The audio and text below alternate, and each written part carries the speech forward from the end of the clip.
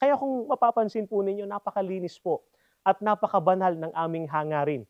Kaya po sa loob ng napakahabang panahon ay patuloy na nag-aanyaya sa inyo ang mga kaanib sa Iglesia ni Cristo. Hindi po para magparami lang ng miyembro ha, hindi po para magparami lang ng bilang ng kaanib, kundi upang makasama po namin ang bawat isa sa inyo sa tunay na makakristyanong paglilingkod na ikapagtatamo po ng kaligtasan. Ano katunayan yan? Saan po ba idinaragdag ng ating Panginoong Diyos ang mga maliligtas? Pakinggan naman po ninyo itong nakasulat sa Gawa 2:47 mula po sa Saling King James Version.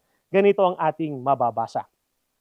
Praising God and having favor with all the people, and the Lord added to the church daily such as should be saved.